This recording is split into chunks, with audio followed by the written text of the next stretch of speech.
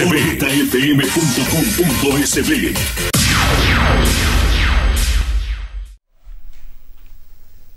Muy buenas tardes, bienvenidos a En la Mira con Ricardo Sosa.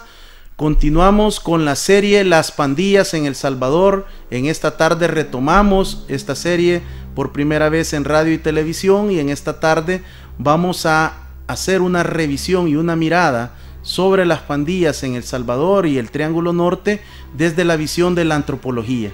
Para eso me acompaña el licenciado Juan Martínez Dawison, quien es antropólogo sociocultural, pero además es un escritor que ya tiene 3 publicaciones, más diferentes ensayos, publicaciones en Journal.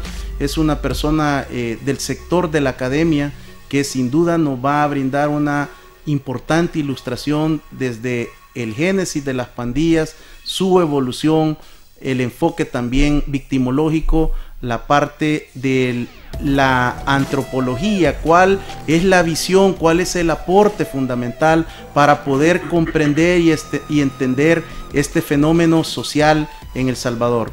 Licenciado, un placer, un privilegio tenerlo en la mira esta tarde. Muchísimas gracias por la invitación, el privilegio es mío. Licenciado, para ir en orden, ¿a qué se dedica la antropología? ¿Cuál es la razón de ser de la antropología y puntualmente de la sociocultural?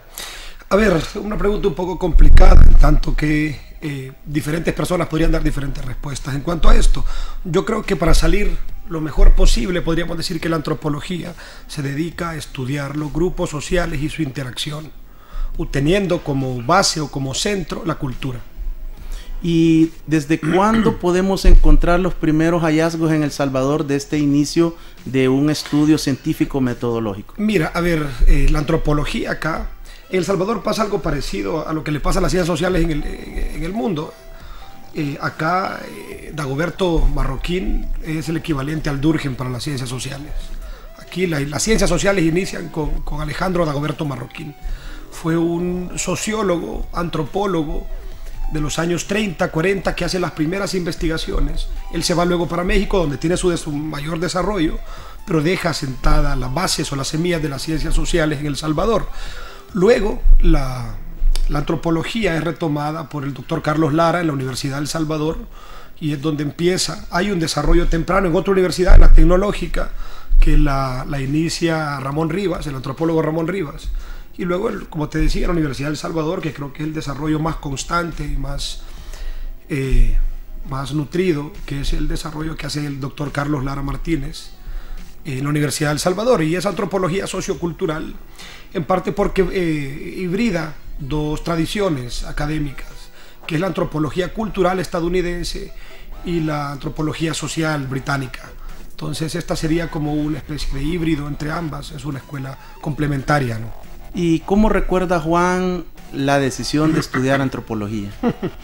Mira, yo empecé un poco al revés, porque yo empiezo a estudiar antropología, yo busco la antropología justamente para poder entender el fenómeno de pandillas. Yo tenía claro que quería comprender el fenómeno de pandillas, que quería comprender qué es lo que estaba pasando con ese tremendo contingente poblacional joven en El Salvador.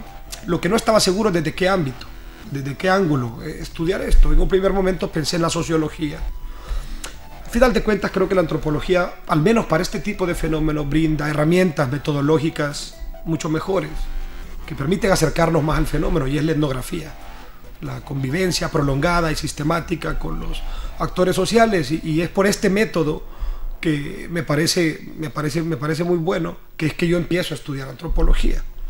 Y entonces empecé al revés, ¿no? Pero digamos, en la época de juventud, en el bachillerato, todavía no tenía claro cuál iba a ser su rumbo en enfoque académico, o estaba siempre orientado al tema de las ciencias sociales.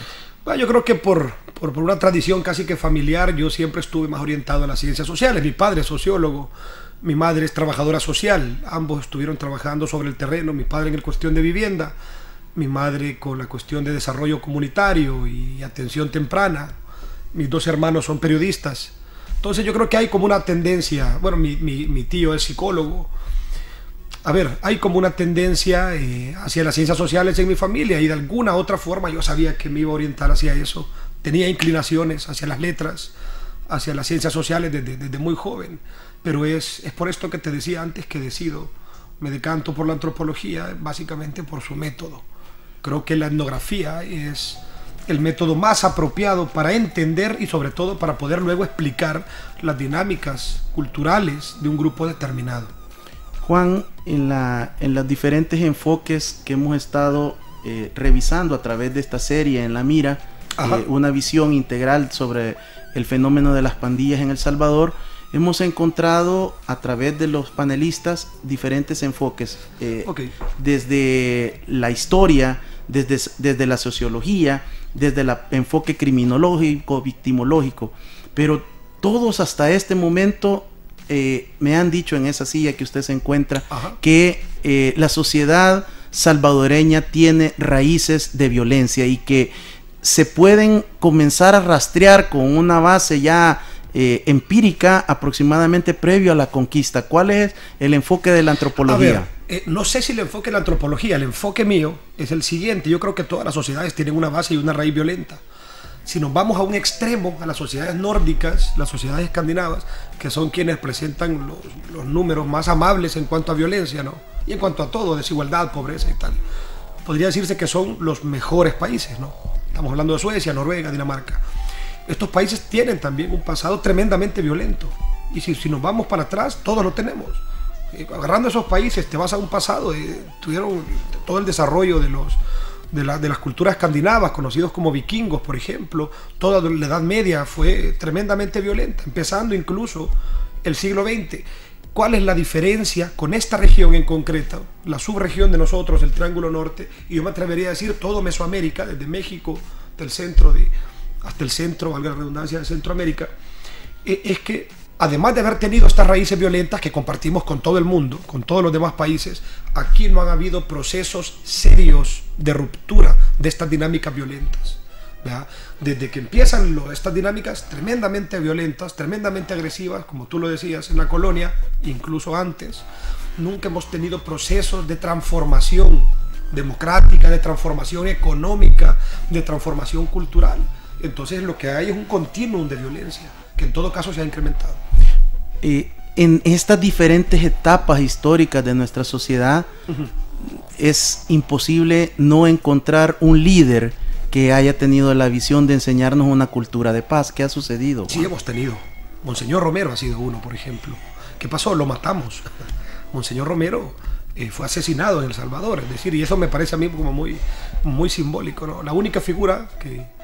Una de las únicas figuras que han habido más, que han luchado fuertemente por la paz social, por detener el derramamiento de sangre, fue asesinado. De hecho, para mí, a mi ver, habrá gente que no está de acuerdo y entiendo, a mi ver, lo que termina de desencadenar la guerra, digamos, el último chispazo es el asesinato de Monseñor Romero. Creo que para muchas personas eso fue el último escalón de esperanza que les quedaba todavía en una salida no violenta. Después de la muerte de Monseñor Romero, yo estoy seguro que en la mente y en el corazón de muchas personas, la única salida para El Salvador, la única forma de avanzar era la violencia. En el día a día nosotros podemos observar una serie de prácticas y conductas de nosotros como salvadoreños en los cuales automáticamente privilegiamos y respondemos con violencia. Exactamente. Eso te habla de valores, es decir, en El Salvador la violencia en realidad es algo deseable. Probablemente en el discurso no, y probablemente los líderes políticos y la misma gente mantenemos un doble discurso. Hay una diferencia entre lo que decimos y lo que hacemos. Aquí podría decirse que somos una sociedad que busca la paz, ¿no? Que añoramos la paz, pero creemos, sin embargo, que educar con violencia a los hijos es lo correcto. Muchísimas gracias. Creemos que eso es lo correcto. Creemos que golpear a un niño pequeño es la mejor forma de hacerlo un hombre de bien. Creemos que hacer burlas, que creemos que todo esto que ahora se le llama bullying, que es una violencia sistémica en los primeros años de edad, en realidad nos forma carácter. Entonces hay un doble discurso. Creemos que metértele a otro en el tráfico porque tu carro es más grande, eso te hace más listo y no un peor ciudadano, ¿verdad? Pero queremos la paz. Entonces hay una diferencia entre lo que decimos y en realidad las prácticas cotidianas que tenemos. A mí de lo más claro me parece lo de la violencia con los niños. Hasta hace bien poco era deseable, era una práctica deseable, esperable, que los profesores golpearan a los estudiantes. si no eran considerados una educación floja, una educación de poca calidad. Eso te habla de una sociedad violenta, eso te habla de un valor cultural violento, gente que desea la violencia. Un valor, como decía Carlos Lara, aquí sí voy a citar nuevamente a mi maestro, a mi mentor, el Carlos decía siempre, un valor es quitando toda la parte teórica y complicada, un valor es la forma deseable de vivir. Y acá la violencia es una de las formas deseables de vivir. Dentro de esta exposición que usted nos hace, licenciado, ¿a dónde ingresa la intolerancia del salvadoreño? ¿A qué te refieres con intolerancia? Bueno, la intolerancia es la disputa en los semáforos, la disputa por un parqueo, la disputa hasta dentro de las mismas iglesias por una silla, por una banca, por una cola. Hoy vienen las ruedas como parte de la sociocultura, las fiestas de agosto, donde no queremos hacer la cola en la rueda, donde queremos llevarnos vamos a lo mismo, es un valor, tenemos un valor compartido por todos, un valor muy democratizado en El Salvador, que es el valor de la violencia, el valor de que si sos más fuerte tenés la posibilidad de imponerte por uno que es más débil. Pero con la firma de los acuerdos de paz, una de las cartas de presentación era que éramos exportadores de paz al mundo. Ya, los eslogan hemos tenido un montón. Con la firma de los acuerdos de paz en realidad no se estaba finalizando un conflicto, se estaban finalizando enfrentamientos militares. El conflicto que origina la guerra, ese conflicto continuó sobre todo durante los 90 y continúa ahora. El conflicto de fondo, que era un conflicto económico, político e histórico, eso continúa. Se pararon los enfrentamientos y se llegaron a una salida más o menos negociada, que no digo que está mal, esa guerra tenía que terminar, se le había pasado su periodo la guerra y tenía que terminar, pero de arreglar conflicto nada, de solucionar conflicto no. En esa relación que usted hizo de Europa con estas sociedades que nos han precedido, hay un componente muy importante que está casi presente en la mayoría de sociedades, que es esa cultura de atacar en grupo por parte del hombre. Esto desde el aspecto de la antropología, ¿qué nos enseña, qué nos evidencia esta práctica no solo del el hombre como ser biopsicosocial? A ver, no me atrevería a hablar de la prehistoria o la paleoantropología, sin embargo, sí podemos decir que nuestra naturaleza gregaria y nuestra constante competencia por los recursos evidentemente nos lleva a enfrentamientos, nos lleva a violencia. Yo no me fuera tan atrás para explicar la violencia que estamos teniendo ahora. A mí hay tres etapas que me parecen bien claras, a ver si las puedo desarrollar corto, para no robar tiempo a otros temas. Pero la violencia que tenemos acá, la que estamos viendo de hecho ahorita con el gobierno de Nayib Bukele, o sea, me refiero a estos días, con todo este panorama, hay formas de rastrearlo y vamos a encontrar periodos muy parecidos en la historia reciente de El Salvador. A mí el primer periodo me parece que es la última mitad del siglo XIX y la primera mitad del siglo XX, donde el enemigo, y a ver si no me crucifican por esto, no estoy diciendo que indígenas y pandilleros tengan las mismas características para nada, pero el primer enemigo fue el indígena. En El Salvador el primer enemigo en común, así como ahora es el pandillero, fue el indígena. Probablemente por las mismas razones, porque se consideraba, las élites ladinas, que la existencia y la forma de vivir y de producir del indígena inhibía el desarrollo capitalista, inhibía el desarrollo liberal. El indígena tenía toda una lógica de subsistencia y en El Salvador se le estaba apostando a ser un país, una sociedad agroexportadora, productora de café para exportación, y la forma de vivir del indígena no lo permitía, así como toda su cultura y su forma de ser, que se creía que era un obstáculo para la modernidad y el desarrollo, y eso es común en toda América Latina. ¿Qué se hace en El Salvador?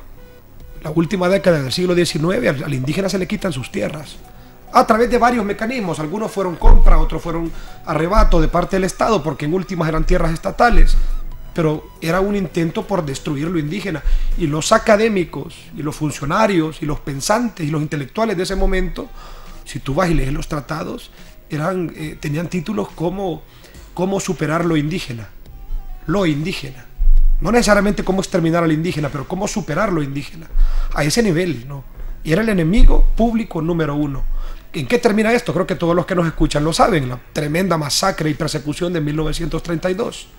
Porque se consideraba que el indígena era el enemigo del desarrollo capitalista, porque inhibía la producción capitalista, la producción liberal, por su forma de ser, de trabajar, de vivir.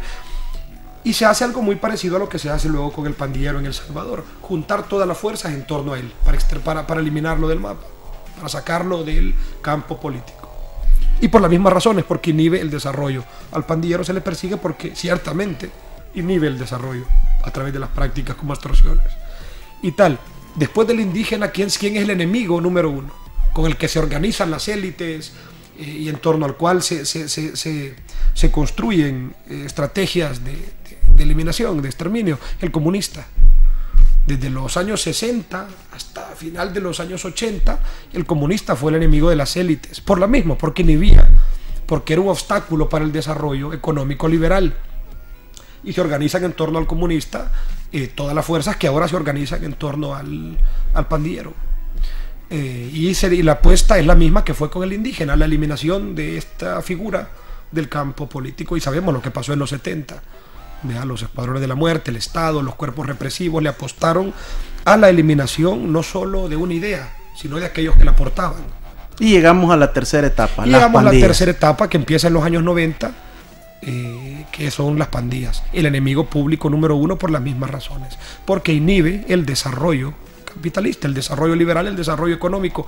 No es casualidad que el Estado se vuelca a perseguir a las pandillas justamente cuando las pandillas comienzan los primeros sistemas de extorsión. Antes, en los 90, cuando se mataban en los barrios entre ellos, cuando los que se morían básicamente eran gente pobre, ahí al Estado realmente no le interesó. Al Estado comienza a interesarle cuando las pandillas comienzan a tener sistemas más elaborados de extorsión. Ahí entonces le interesa. ¿Cómo se da esa fusión, o por qué tiene éxito, o fue difícil incrustar la ideología, la figura de la pandilla que había surgido en territorio de Estados Unidos con la pandilla denominada criolla en El Salvador? Mira, Ricardo, yo creo varias cosas acá. Creo que muchos nos hemos casado, y eso es culpa de nosotros. Yo mismo lo he dicho en algunas ocasiones, y me gustaría ser fe de rata. Aquí habían pandillas. No es del todo cierto, que las pandillas se originan, se forman en Estados Unidos y vienen acá como un agente extraño. Eso no es cierto. Las pandillas, aquí en El Salvador hay una larga tradición de pandillas. ¿Qué es lo que sucede? Y me refiero a los años 70. Alguna gente de las que nos escucha recordará, gente que tiene arriba de 35, 40 años incluso, recordará que en sus barrios habían pandillas. Claro, eran pandillas barriales con una estructura diferente, con una estructura mucho más endeble, con una participación que duraba menos años, con consecuencias evidentemente menos graves. Pero habían pandillas. ¿Había delito en esas pandillas? Había delito. De hecho, si revisamos, habían pandillas complicadas. Por ejemplo, los Dark Justice del barrio La Rábida, se les atribuía varios delitos. La Mara Chancleta. La Mara Chancleta en algún momento, si estuve revisando hace poco recortes de periódico, en algún momento fue prioritario para la Guardia Nacional su persecución, y se le atribuían más de 100 miembros a la Mara Chancleta. Estaba la Mara Morazán, la Mara del Pañuelo, y así un montón. En Santana tiene una trayectoria de pandillas tremenda, con pandillas que ya estaban involucrándose en delitos: secuestro, robo de motocicletas, asalto a mano armada, peleas con cuchillo, algunas veces con saldos letales. Esa gente, toda esa tradición de pandilla migra con los migrantes refugiados que van a Estados Unidos en finales de los 70. Hay una cosa que me parece a mí muy curiosa. Estas pandillas, que eran muy variadas, ¿verdad? Muy variadas. De hecho, paréntesis, hay una pandilla que a mí me gustara hablarlo con otros académicos, muy interesante. Las primeras dos pandillas transnacionales, por decirlo así, son la Mao Mao, que se instaura en El Salvador y en Centroamérica a través de una película, y la pandilla UVAS, Unión de Vagos Asociados se llamaba. Esa pandilla la encontramos en los años 70 y 80 en Honduras, Nicaragua, Guatemala y El Salvador. Ya habían estructuras de este tipo, con conexiones muy débiles entre sí, pero que la pandilla existiera en buena parte de Centroamérica te dice algo. ¿Por qué esas y las nacionales no crecieron o no tuvieron el auge tan esperado? Crecieron. La Mao Mao todavía existe en El Salvador. Crecieron, tuvieron un auge. Claro, era un momento donde la importancia política, donde la fuerza de las sociedades estaba puesta en otra cosa. estaba puesta en otro tipo de conflictos, que eran los conflictos políticos militares.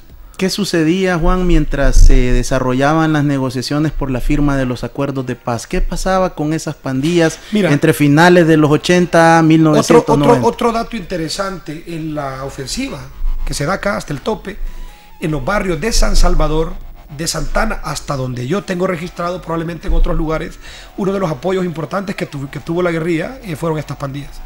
Y en los barrios. Y eso lo saben los comandantes y lo sabe bastante gente. Gente que recuerda su ofensiva en barrios como Soyapango, mexicanos ni se diga. La Mara Gallo apoyó directamente a las columnas guerrilleras. La Mara Gallo, que estaba en las colinas de mexicanos, apoya de manera súper activa con la construcción de barricadas, por ejemplo. Agarraron armas, algunos de ellos. La Mara Alacrán también, si mal no recuerdo, lo ubico en el barrio Santanita, pero me puedo estar equivocando. Estas pandillas que de alguna manera coincidían en una cosa con las columnas guerrilleras y con el FMLN, que era en considerar al Estado un enemigo, evidentemente por la persecución que también recibían estas pandillas por parte de la Guardia. Como dato curioso te lo dejo. Volviendo atrás, estas pandillas y esta forma de asociación cultural, digamos, social, ya existía en El Salvador. Y aquí ya sabíamos hacer pandillas, no nos vinieron a enseñar los deportados en los 90. Aquí El Salvador ya sabía de esto. Eran enfrentamientos en los barrios. Pasa que sabemos bien poco de esas pandillas, porque periodistas, académicos, le prestaron apenas atención al fenómeno. Había una guerra en El Salvador, una guerra civil entre el FMLN y el Estado salvadoreño, el régimen militar. Ahí se fueron todos los esfuerzos de los académicos, de los intelectuales. ¿Qué pasaba en estos barrios? Sabemos bien poco. Hay apenas 2 o 3 académicos que mencionan el tema y luego todas son reconstrucciones de viejos y veteranos pandilleros. Entonces es un tema del que se sabe poco, pero de que habían, y de que habían sistemas de pandillas, habían, y de que hubo muertes, y de que había delitos, y que la forma pandilla ya existía. Si hay tan poca información o evidencia empírica académica, ¿por qué muchas personas insisten o privilegian el hecho de que los antecedentes o problemas sociales, la marginación, la exclusión, son la base de estas pandillas? Son la base de estas pandillas. Es que la exclusión existe acá desde antes de los 90. La exclusión, la marginación, la pobreza, pero sobre todo la marginación, porque no es solo la pobreza la que genera violencia, y evidentemente no es solo la pobreza la que genera pandillas. Haití es más pobre y tiene menos pandillas. O en todo caso un problema de pandillas menor. Yo sí creo que estas cosas, la marginación, la pobreza, la exclusión, son los gérmenes principales de los que se forma la fórmula de las pandillas. Y antes de los años 60, ¿cuál era la modalidad? Si esa exclusión ya existía, porque hablamos de la etapa de 1930-1932. Sí, tenemos poco registro, pero habían bandas. Bueno, la banda del Carro Verde, famosa, a la que perteneció el Dragón Dorado en los años 60, que fue un bandido muy reconocido acá. Habían.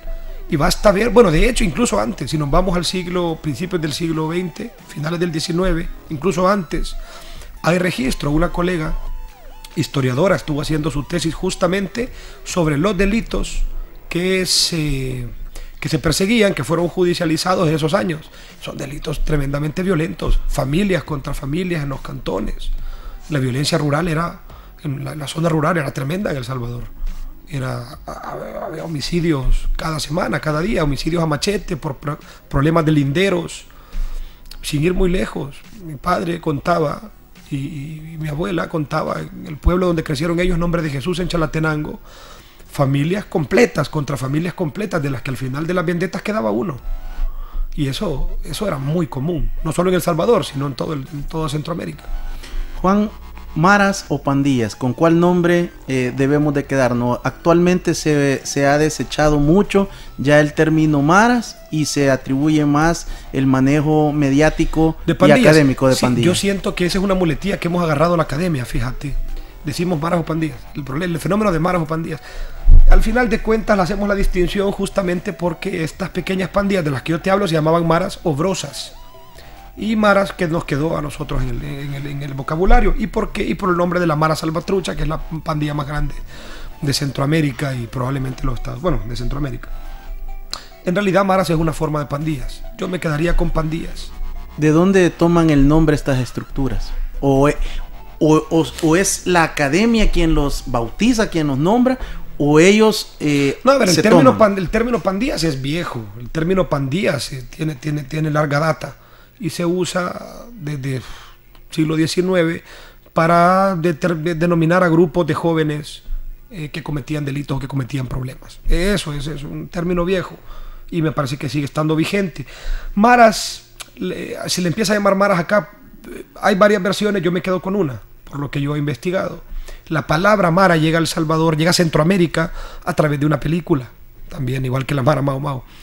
Llega a través de una película que se llamaba The Naked Jungle, una película muy famosa en su momento, una película de los años 60, de los años 50 en realidad, pero aquí llegó tarde. La tradujeron, como siempre pasa con las películas, que la traducen con toda la libertad que pueden, vea. The Naked Jungle la traducen como Cuando ruge la marabunta. Entonces, la película es traducida a eso, viene a El Salvador, viene a América Central, es un boom. Hubo una campaña publicitaria muy fuerte, donde hubo muchos carteles en los buses, se pegaban la pancarta de la película, mucha publicidad radial, televisiva de la película. La película iba de un tipo, Charlton Heston por cierto, que va al Amazonas, compra un terreno para sembrar cacao y unas turbas de hormigas devoradoras le comen y él lucha contra las hormigas. Y en medio hay una historia de amor. A esa turba de hormigas comedoras de todo se le llama, el término técnico es marabunta. Por eso tradujeron así la película, Cuando ruge la marabunta. Entonces aquí empezó a usarse la palabra mara para determinar a un grupo de amigos bulliciosos. Primero fue marabunta y luego mara, pero era un término sencillo que no estaba asociado a pandilla. Mara era, y todavía lo usamos de la misma manera. Decir, no, voy a subir al cine con toda mi mara. La gente entiende que no es que vas a ir con una pandilla. Mara es en El Salvador y en Centroamérica una forma coloquial de llamar grupo, lo que también se le conoce como la majada, la mara. Por eso, cuando esta gente migra a Estados Unidos y hacen su propio grupo, que originalmente no fue un grupo criminal, la Mara Salvatrucha, era un grupo de otra catadura, le ponen Mara Salvatrucha. Y Salvatrucha significa salvadoreño. Este origen de la Mara Salvatrucha es una mutación, una división de lo que era la mafia mexicana. No, definitivamente que no. Eso está definido ya en la parte. Definitivamente que no. Mafia mexicana es otra cosa. La mafia mexicana, de Mexican Mafia, o la M, como se le conoce en el sur de California, se forma avanzado un poco el siglo XX en las cárceles californianas, en concreto, igual me equivoco, pero creo que fue en San Quintín, en los patios de San Quintín, con miembros de pandillas de mexicanos o mexicoamericanos que vivían en California, en el sur de California. Entonces, en los penales lo que hacen es una especie de comité central de las pandillas de mexicanos que vivían en el sur de California y le acaban llamando la mafia mexicana. Tuvieron contacto en las cárceles con mafiosos de la mafia sicilianas, otro tipo de estructuras, y entonces copian el nombre y un poco copian la estructura y la forma de operar y le acaban llamando mafia mexicana a este comité central de las pandillas del sur de California. ¿Verdad? Es una especie de pandilla de pandillas. Un colega lo explicaba así: la mafia mexicana es como la selección nacional de un país, que toma de los mejores futbolistas de cada uno de los equipos y hace la selección. La mafia mexicana sería la selección de pandillas del sur de California. El surgimiento de la MS es entonces por hijos de salvadoreños habían migrado hacia por salvadoreños. El origen de la Mara Salvatrucha, la gente migra finales de los 70, producto de los enfrentamientos, de la represión, de la crisis política y económica que había en El Salvador. Migran en manada, migran muchísimos en pocos años. Y esa es la diferencia con Guatemala y Honduras. Acá la gente migró muchísimo en pocos años, en bola. En buena medida porque habían condiciones favorables, condiciones migratorias favorables, condiciones legales, que una vez empezada la guerra teníamos una especie de TPS que nos permitía estar. Migra mucha gente, final de los 70, mucha gente. Muchos de ellos habían estado de alta en el ejército, muchos de ellos no, pero traían historias de violencia en sus familias. y no entendieron California. Miraron a Los Ángeles como la tierra de leche y miel y no lo era. Llegaron allá y en Los Ángeles hay un sistema de pandillas inmenso. Los Ángeles es la meca de las pandillas. Hay tantos sistemas de pandillas, confederaciones enormes. Está la M, de la que estábamos hablando, que ordena o gobierna a cientos de pandillas de mexicoamericanos. White Fang, Hawaiian Gardens, Crazy Raiders, Pacoima Flats, Headhunters, infinidad de pandillas de origen mexicano. 18th Street o Barrio 18 es una pandilla de estas, una pandilla de mexicanos. Ahí están también las dos grandes confederaciones de pandillas de afrodescendientes, que son los Bloods y los Crips, enormes pandillas, confederaciones de pandillas. Está la Aryan Brotherhood o pandillas de ascendencia aria, o que reivindican los símbolos arios, los símbolos blancos. O sea, Los Ángeles es hay pandillas de asiáticos, los taiwaneses, los coreanos, que llegaron muchos, los japoneses, chinos. Hay representación de algunas pandillas de indígenas americanos. En general, es un mundo de pandillas. Ahí llegaron estos salvadoreños que venían huyendo. Pero no se identificaron con ninguna de estas. Muchos sí, muchos se metieron a la pandilla 18th Street, a la 18, porque era una de las únicas que aceptaba gente que no fueran mexicanos. Se metieron muchísimos a la 18, en la zona de Rampart, muchísimos. Otros formaron sus propios grupos, porque no entendían aquello, ni siquiera hablaban inglés, Ricardo. En las escuelas, ellos estaban aparte en un sistema creado para nivelarlos en inglés. Pero es difícil nivelar a gente que lo que vienen es de estar peleando la guerra en Corinto. Era difícil, era complicado. Esta gente entró con muchas desventajas y fueron inmediatamente agredidos por los mexicanos, por las pandillas de mexicanos. Y en general por la población mexicana que miraba en los centroamericanos una competencia, que de hecho lo eran. Una competencia por el espacio, una competencia económica por el trabajo, igual de importante una competencia simbólica. Los centroamericanos llegaron a disputar la hegemonía del término hispano o latino. Llegaron a disputarla, ya latino ya no solo era mexicano, latino también era centroamericano. Llegaron a competir y esto fue recibido muy mal. Así como las poblaciones afroamericanas recibieron a los mexicanos cuando llegan como braceros a los principios del siglo XX, así los mexicanos reciben a los centroamericanos en los años 70. Parece que la migración tiene su ley extraña, que es hazle a otros lo que te hicieron a ti, ¿verdad? Y los mexicanos reciben muy mal a los centroamericanos, a nivel de pandillas, a nivel de sociedades, a nivel de agrupaciones, a nivel de todo. Y los salvadoreños formaron un grupo que originalmente se llamó Mara, Salvatrucha, Stoners, y eran rockeros. Muchas gracias, Juan. Hemos hecho un rápido balance en esta primera media hora del programa, que sin duda son muchos años de investigación, de estudio, de análisis, de crónica, de escritura, de reporteo, que nos ilustra sobre algunos mitos que hemos ido también derribando esta tarde gracias a su ilustración. Vamos al corte comercial. Al regresar, una segunda mitad más que interesante con el antropólogo Juan Martínez Dawison. Gracias. Síguenos en Twitter, @_OrbitaFM. En Facebook como Órbita FM. Llama a la cabina de la radio que se ve al 22 43 92 22. La radio que se ve. Escoge el camino que desees con F&A Rent-A-Car. F&A Rent-A-Car, la mejor opción de alquiler de vehículos a nivel nacional. Brindamos la mejor comodidad de transporte con calidad y transparencia que ningún otro lugar te ofrece.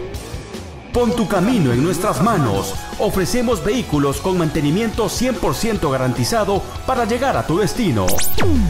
Cuando pienses en alquilar vehículos, piensa en F&A Rent-A-Car. Estamos ubicados sobre el Boulevard Constitución. O llama al 2262-2214 o escríbenos al WhatsApp 7069-2549. ¿Qué esperas? Llama ya a F&A Rent-A-Car. F&A Rent-A-Car.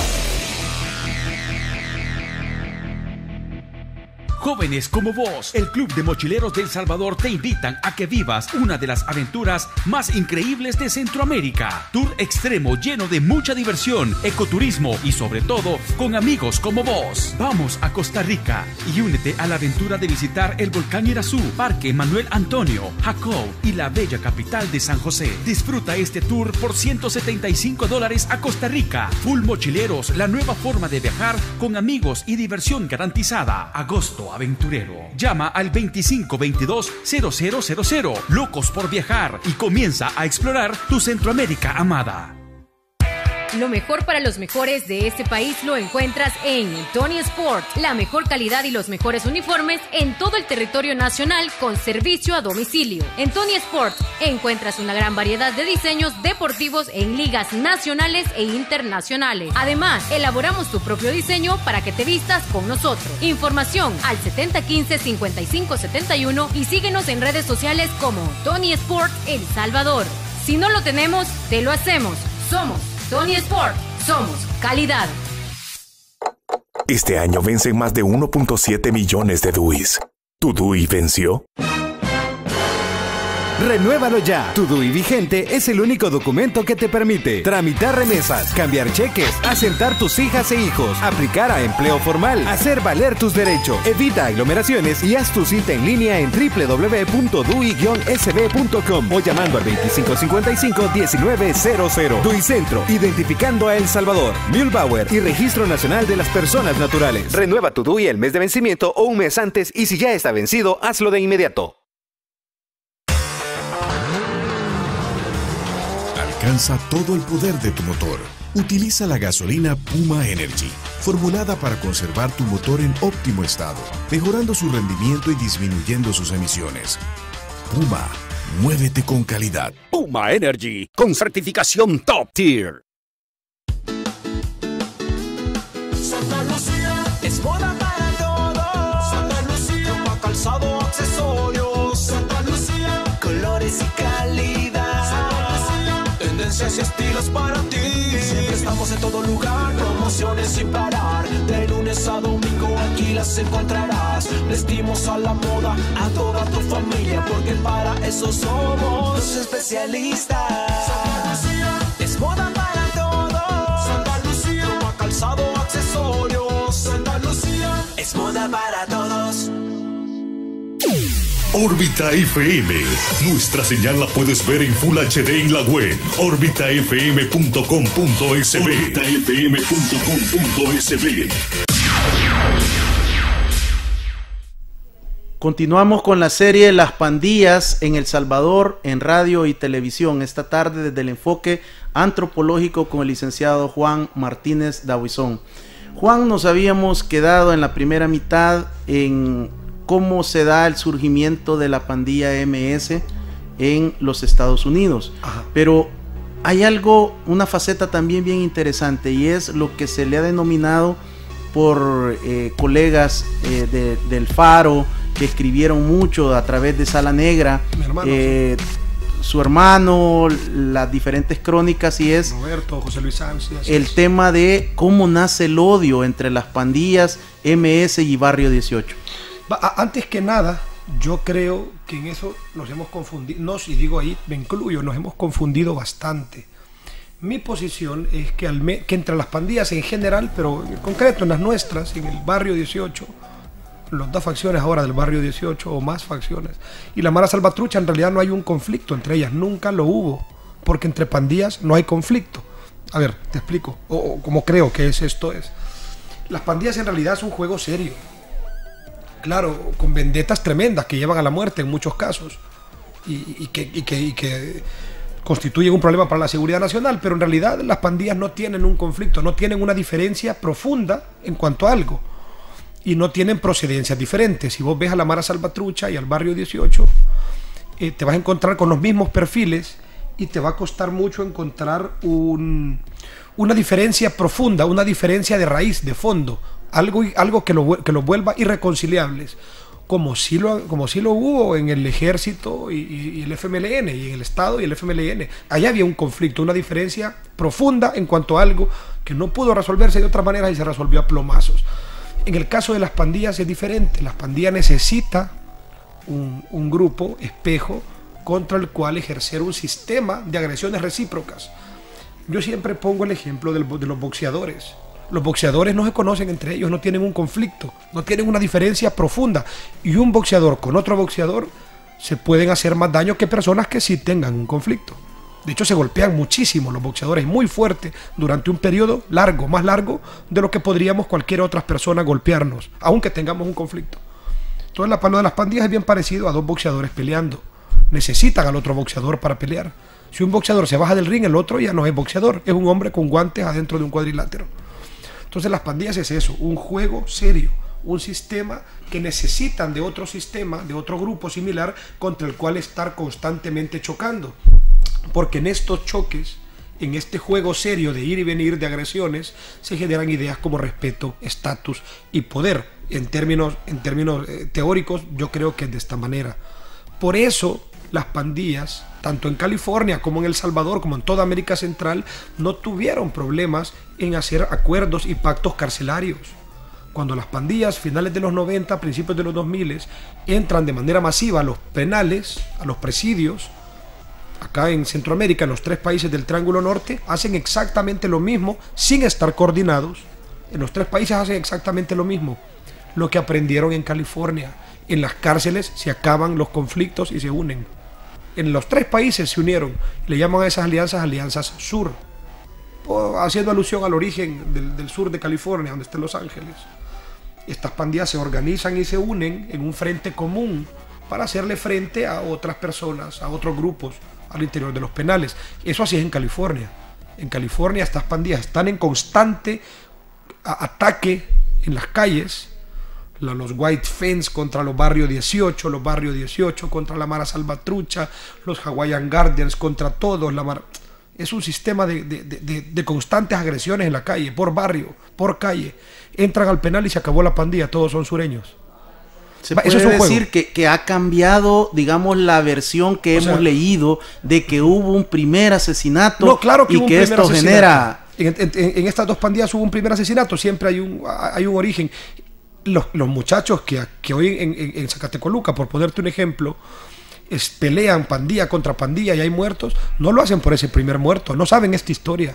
La mayoría de pandilleros les cuesta definir en qué ciudad de Estados Unidos se originó su pandilla y no les importa porque no es importante para ellos. Entonces ese no es el verdadero origen del conflicto. No hay conflicto entre las pandillas, no hay conflicto, no hay diferencias profundas. Nos hemos confundido porque hay cadenas de venganza. Mataste a mi hermano, te mato a tu primo. Me trataste de matar, te trataré de matar. Eso es una cadena de venganzas. Eso no es un conflicto profundo. Eso no es una diferencia de fondo.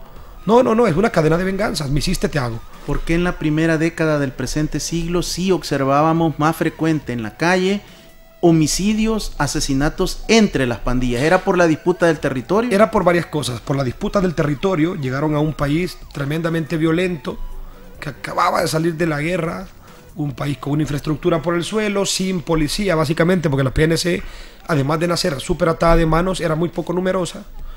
Vinieron estas personas a un país con muy poco control, a un país donde tenía todas las posibilidades para crecer y muy pocas posibilidades para hacer cualquier otra cosa. O sea, los pandilleros llegaron acá deportados, algunos ni hablaban español, Ricardo. Vinieron directamente de los penales centroamericanos, Estados Unidos los echa pensando que así está quitándose el problema, como cuando uno vomita algo que se comió malo, los manda de regreso a Centroamérica, sobre todo a El Salvador. Acá ellos llegaron a un lugar donde no había nada para ellos, entonces hicieron lo único que sabían, formar pandillas. Capitalizaron a este montón de pandillitas que yo te explicaba hace un rato, las fueron incorporando. Los pandilleros de los 90, ya que pertenecieron al Barrio 18, la Mara Salvatrucha, en su gran mayoría habían pertenecido a otra pandilla que estaba en extinción. En el caso de Apopa estaba una pandilla grande que se volvió pandilla, llamaban los Galanes de Apopa. La Mara Chancleta casi se volvió enteramente Mara Salvatrucha. La Mara Gallo, luego después de muchos años pasa a ser la clica de los guanacos criminales en las cimas de la colonia Montreal en Mexicanos, y así sucesivamente. La pandilla de los Billion People de la Villa de Jesús en Soyapango pasan a ser la clica de los Charo Párlocos sureños del Barrio 18. Ahí se fueron creciendo, reclutando, a pandilleros de otras pequeñas pandillas. Y así se forman estos dos grupos.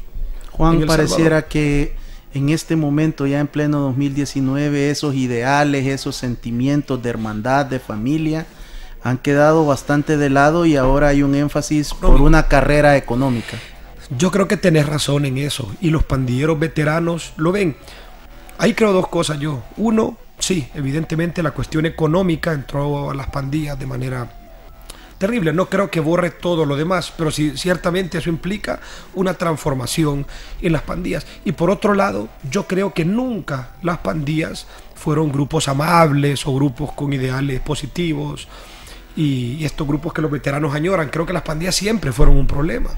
Creo que las pandillas nunca tuvieron que haber tocado suelo en El Salvador, y que son estructuras que desde su inicio han sido tremendamente depredadoras de la sociedad salvadoreña. ¿Pensaron los fundadores de estas estructuras que iban a llegar a ser lo que es principalmente la MS transnacional? Yo no estoy seguro si la MS realmente es transnacional. Creo que más bien es una especie de franquicia. Sin embargo, no. Y yo creo que tampoco debería atribuírseles a ellos el crédito de haber hecho de esa estructura lo que es. El crédito lo tienen los políticos. Yo siempre digo, el gran padrino de la Mara Salvatrucha es el presidente Ronald Reagan. Ronald Reagan, con sus políticas, básicamente formó a la Mara Salvatrucha. Con toda su guerra contra insurgente en Centroamérica, ¿qué es lo que hizo? Es como apretar una bolsa de agua. La gente, en este caso el agua, o sea, usando el símil del agua, se movió para otro lugar porque aquí estaban apretando, porque aquí las condiciones estaban muy poco favorables, porque él financió una guerra que en gran medida era una guerra contra la población, y la población se fue a Estados Unidos.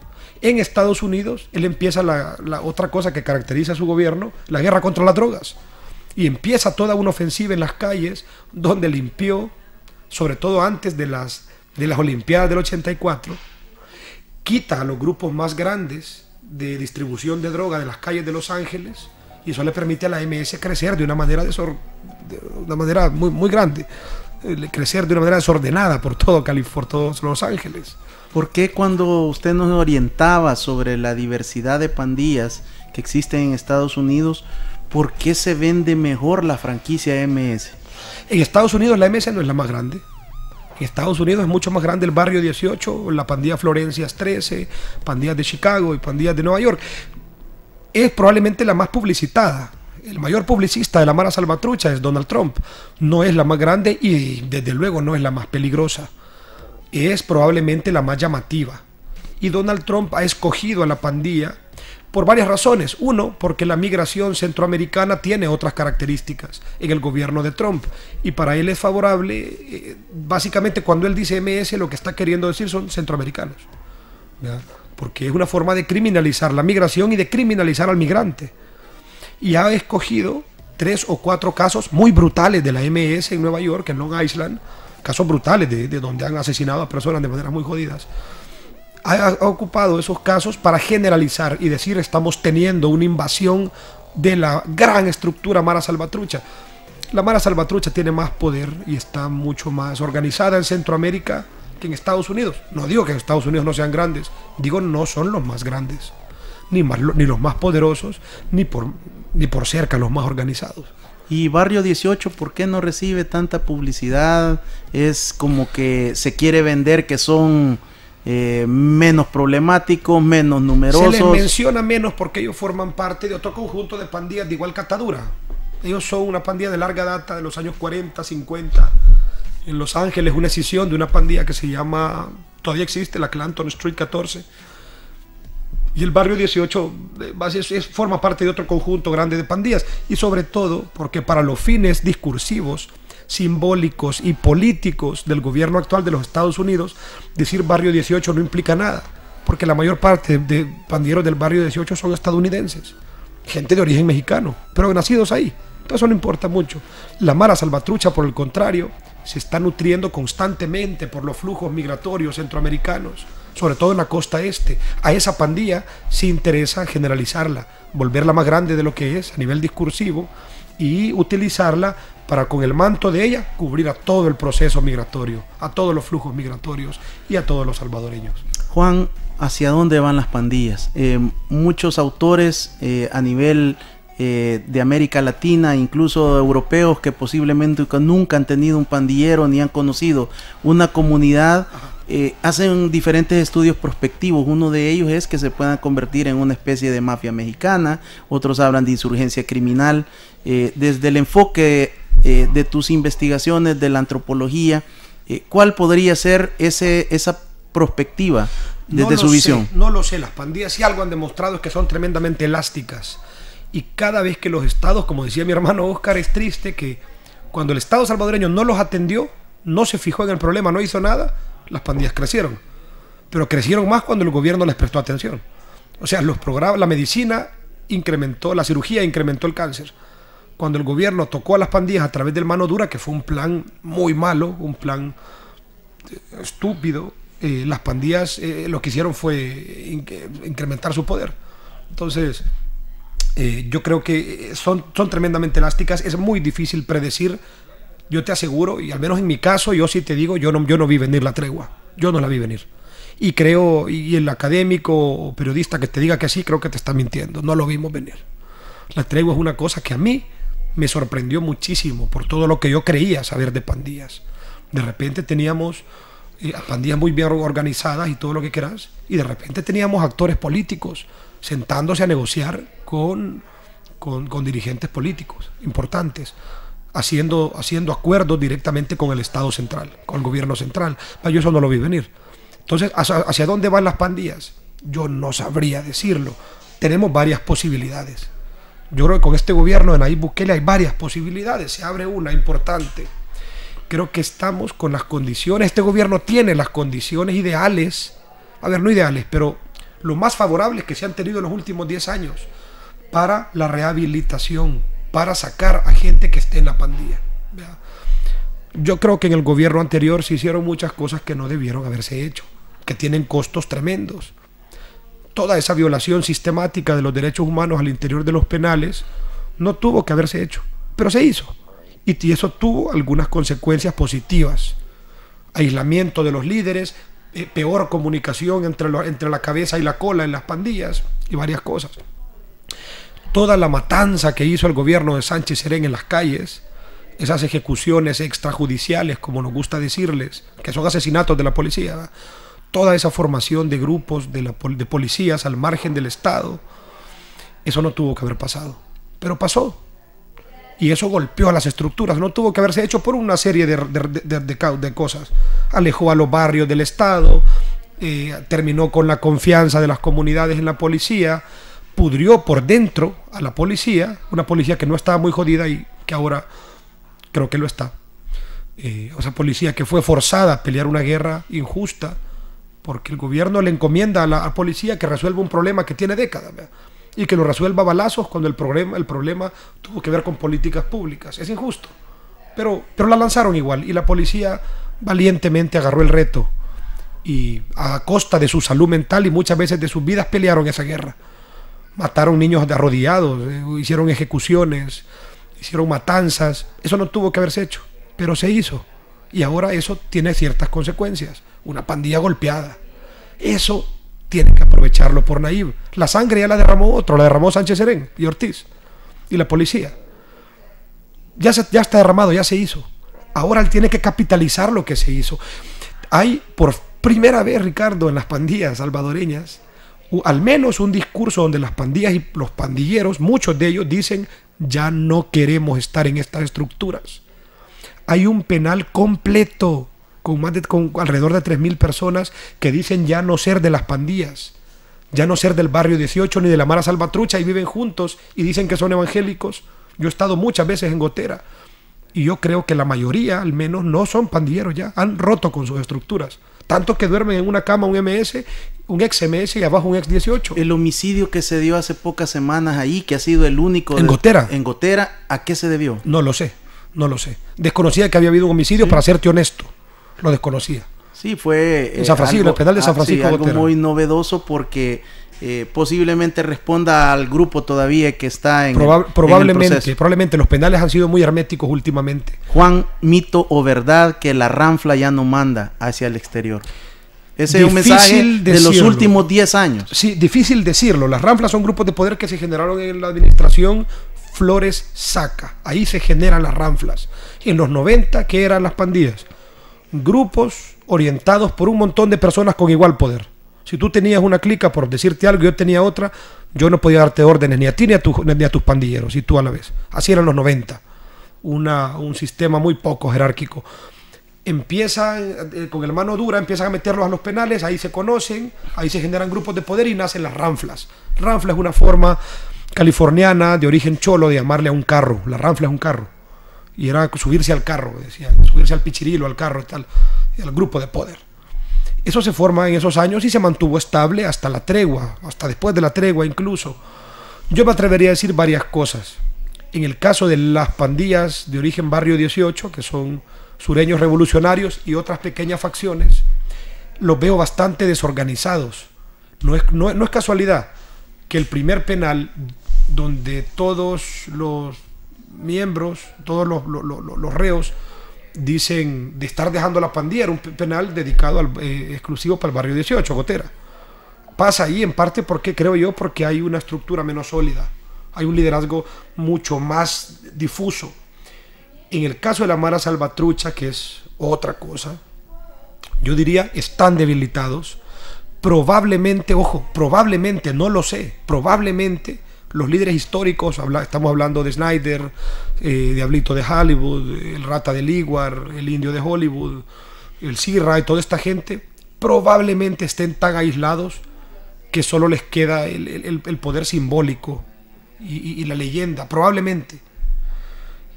Sin embargo, yo creo que la MS todavía sigue operando con una estructura bastante vertical a nivel de ranfla.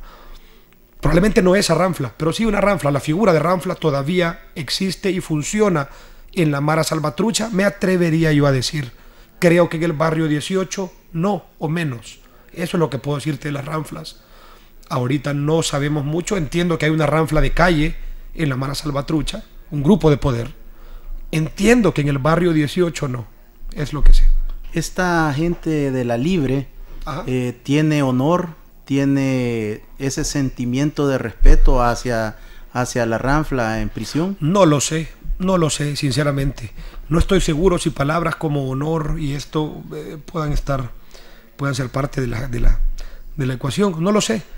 Las pandillas han cambiado, obviamente. Creo que como en toda estructura, como en toda familia, incluso estas leyendas de los viejos, de los fundadores, se van difuminando. Y porque son menos útiles cada vez. Juan, el presidente Nayib Bukele, decías, tiene una gran oportunidad enorme sobre reinserción. ¿Qué debería de hacer?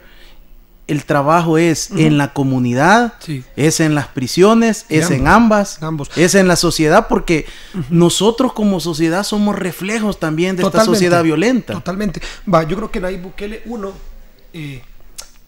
yo no sé si es la esperanza la que habla o la evidencia, no sé. Yo creo que en este gobierno hay una buena disposición para trabajar en el tema de seguridad. Creo que tienen que dejar de meterle tanto énfasis a la cuestión mediática y tienen, por favor, que abandonar la apuesta por mentirnos. Han tenido una apuesta muy fuerte por mentirnos. Lo hemos visto en varias cosas. En la cuestión penitenciaria, todo este show de Twitter, ya los jueces se lo han votado. El Faro publicó una nota muy buena ayer o anteayer, una nota de Gabriela Cáceres, donde nos explica que en realidad todo este paripé que montan sobre todos los penales van a medidas, ya los jueces dijeron que no, ya los jueces le han quitado en muchos penales las medidas. Eso por un lado. Todo lo que pasó con la Ruta 202 es tremendamente penoso. Es un caso... Perdón.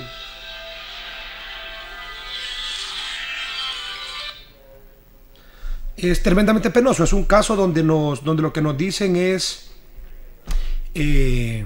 nos dicen, acaban de secuestrar un autobús, los pandilleros, han sacado a 2 mujeres para violarlas, y por Twitter el presidente dice, envíese toda la fuerza del Estado. Luego incluso habla de patrullas PRAL y helicópteros de la Fuerza Armada, justo en un contexto donde estaba pidiendo 31 millones a la Asamblea Legislativa, ¿verdad?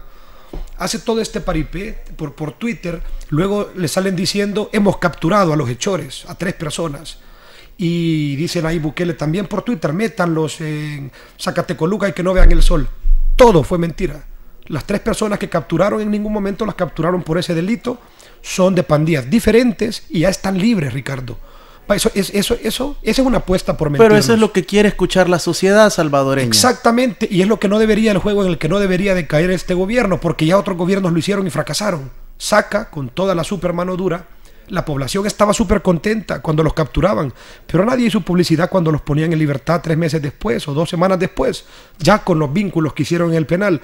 Entonces, esa apuesta por engañarnos ya se hizo en la tregua.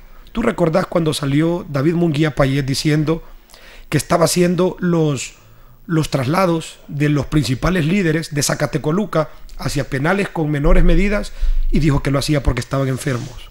Y luego dijo que lo hacía porque había descubierto un plan para liberarlos con misiles Low.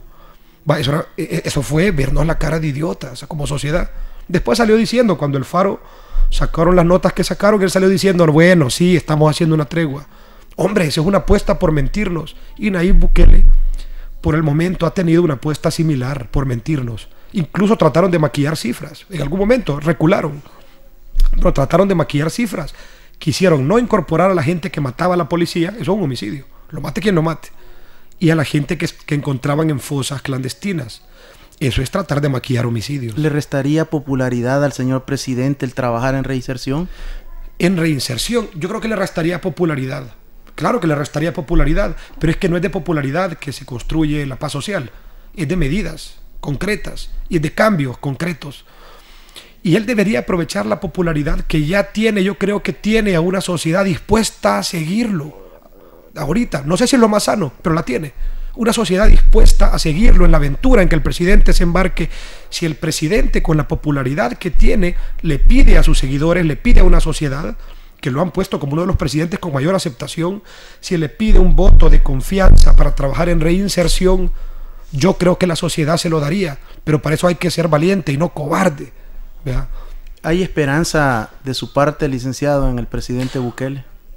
Yo quiero pensar, sí hay esperanza, yo sí tengo esperanza. Probablemente yo sea muy optimista. No creo que vaya a pasar, quiero que suceda. Quiero que suceda. Creo que el gobierno, en este caso, también lo desea. No estoy seguro si sepan cómo hacerlo o si quieran saber, pero creo que también tienen esa intención. Creo que quieren solucionar las cosas. Licenciado, quiero agradecerle su participación, el aceptar esta invitación. Sé que está en medio de la producción de su 4º libro. ¿Podemos conocer el nombre o todavía es un top secret? No, de top secret nada. Es un libro sobre San Pedro Sula. Originalmente se llama Vietnam en el Caribe. Y trata de explicar cómo las políticas económicas globales afectan un pequeño lugar en la costa atlántica de Centroamérica, volviéndola a lo que es San Pedro Sula, ¿no? Casi que el salvaje oeste centroamericano. Bueno, le deseamos lo mejor en esta 4ª producción. Gracias. Éxitos en su carrera profesional, académica, en todas las investigaciones en las que está desarrollando y aportando no solo al país, sino al Triángulo Norte. Gracias, Ricardo, por la invitación, y a la gente que nos escucha. Espero que también hay que pensar que en estos procesos también importa el papel de la sociedad, es decir, de nosotros.